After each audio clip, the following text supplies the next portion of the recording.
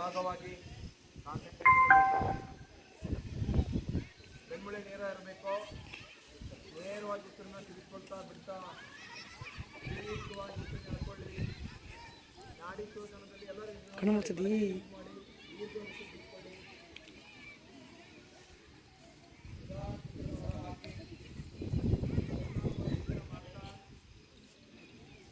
ಮನಸ್ಸನ್ನ ಒಂದಿಗೆ ಕಾನ್ಸಂಟ್ರೇಟ್ ಮಾಡ್ಕೊಳ್ಳಿ.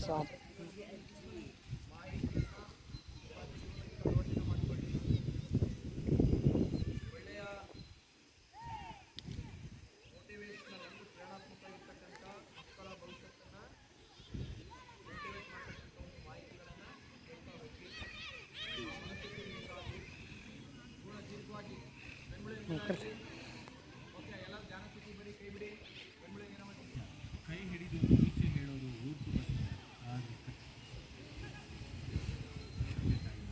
ಕೋಟಿಯಿಂದಲೂ ಪರಿಚಯಿಸ್ತದೆ. ಸಂದರ್ಭ ಜನರ ನಿಜವಾದ ಮುಖವನ್ನು ಪರಿಚಯಿಸ್ತದೆ.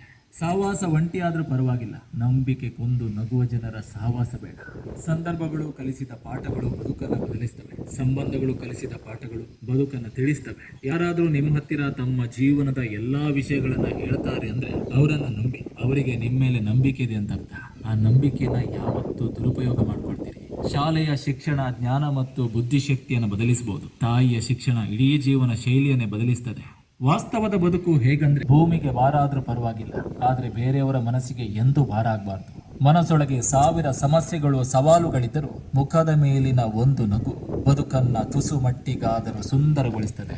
ನಾವು ಯಾರಿಗೆ ಒಳ್ಳೆಯದನ್ನು ಬಯಸ್ತೇವೋ ಅವರೇ ನಮ್ಮನ್ನ ಕೆಟ್ಟವರನ್ನೇ ಚೆನ್ನಾಗಿಡು. ತಡವಾಗಿ ಆದ್ರೂ ಸರಿ, ನಮ್ಮವರಂತೆ ನಟಿಸುವ ಎಲ್ಲರ ನಿಜವಾದ ಮುಖಗಳು ಸಮಯ ಕಳೆದಂತೆ ನಮ್ಮ ಅರಿವಿಗೆ ಬಂದೇ ಬರುತ್ತೆ.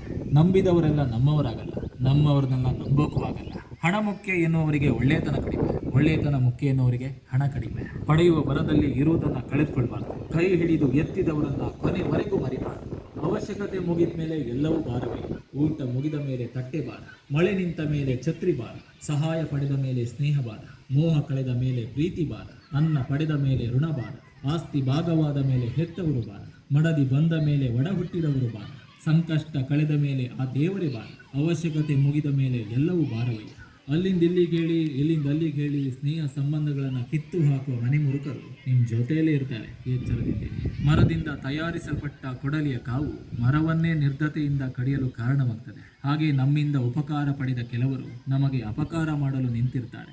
ಬಡವನಾಗಿ ಹುಟ್ಟುವುದು ತಪ್ಪಲ್ಲ, ಬಡತನವೇ ಹೆದರಿ ಓಡಿ ಹೋಗುವಂತೆ ದುಡಿಬೇಕು. ಪ್ರತಿ ಬೆವರಿನ ಹನಿಗೂ ಪ್ರತಿಫಲವನ್ನ ಪರಮಾತ್ಮ ಕೊಟ್ಟೇ ಕೊಡ್ತಾನೆ. ನಿಮ್ಮ ಸಮಸ್ಯೆಗಳನ್ನು ಸಂಬಂಧಿಕರಲ್ಲಿ ಹೇಳಿಕೊಳ್ಬೇಡಿ, ಯಾಕಂದ್ರೆ ಅನುಕಂಪ ತೋರುವುದಕ್ಕಿಂತ ಮತ್ತೊಬ್ಬರಿಗೆ ಹೇಳಿಕೊಂಡು ನಗುವವರೇ ಹೆಚ್ಚು. ಸೋಲಿನಿಂದ ಪಾಠ ಕಲಿಬೇಕು, ನೋವಿನಿಂದ ಬದುಕು ಅರಿಬೇಕು.